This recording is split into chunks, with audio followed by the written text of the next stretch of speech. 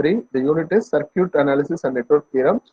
So the last class we discussed about nodal analysis for DC circuits as well as AC circuits. In this class, we are doing analysis using mesh for DC circuits. The C was covering a reduce the complex circuit using network reduction technique and source transformation. So what is mesh? You all know any closed path is called mesh. So for example, you take the figure 4.44. How many meshes are there? Here two meshes are there. Okay, so two closed paths are there. So loop means only one loop is there. So we all know the fundamental. Okay. So first we need to write the KVL in first loop. So first loop I'm taking. Always I take the current direction in clockwise. So here I'm writing the equation. So in the class we discuss this E1 in the right side. Okay. So whenever there is a current flow from negative to positive, then we take it as positive. So I1, how many resistance are there? Three resistance R1, R2, R4. Minus, why putting minus? Because this current is in this direction, I2 is in the opposite direction. So it opposes the I1. So that's why we put I2. The same way for second loop, again my current is flowing from positive to negative.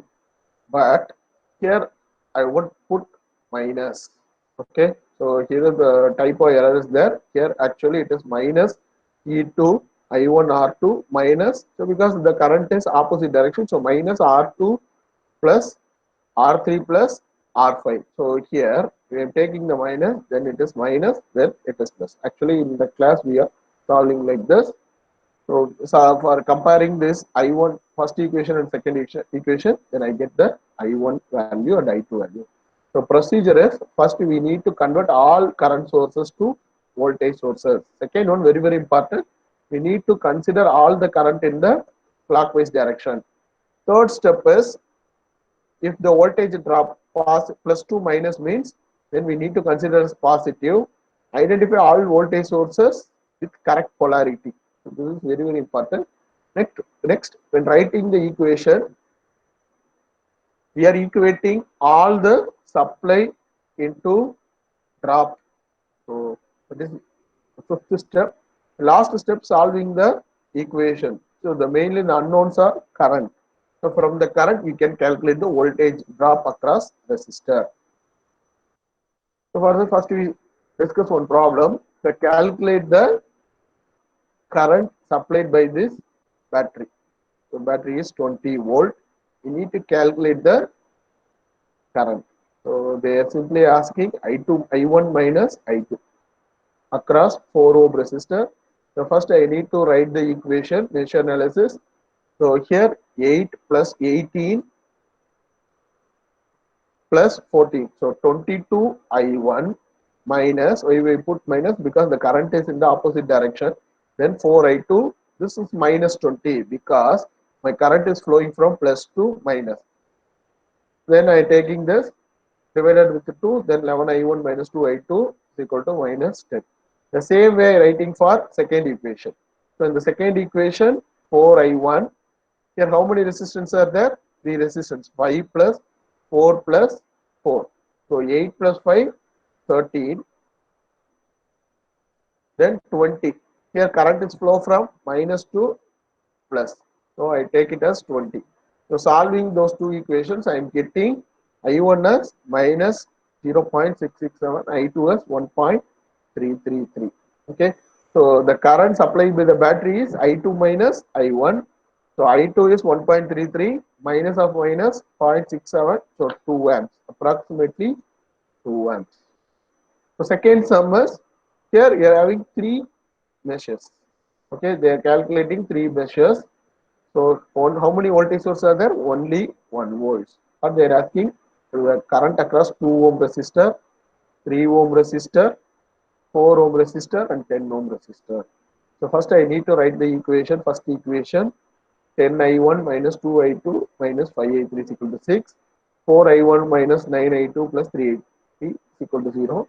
Then 10 I1 plus 3 I2 minus 18 I3 is equal to 0. All are based on this loop Okay, so solving first, second, and third equation, you should use Cramer's rule. You should use matrix. Okay, so from this I am calculating I1 and I2 value. Here I am using a back substitution method.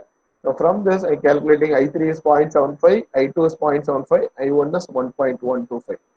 So the resistance values are current through the resistance are calculated from the polarity of the voltages. So across 3 ohm resistor there is no current. Okay.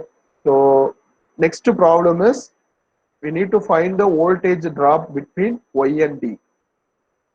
Here it is Y and D. We need to calculate 2 ohm drop, 2 ohm drop, again 5 ohm drop. So again here I am using mesh analysis. So once, how many meshes are there? 2 meshes. So only 2 close to paths are there.